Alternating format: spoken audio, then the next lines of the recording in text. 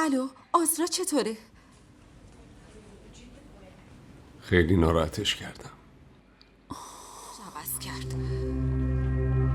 اگه چیزیش بشه یادت باشه غیر از پشیمونی هیچی برامون نمیمونه.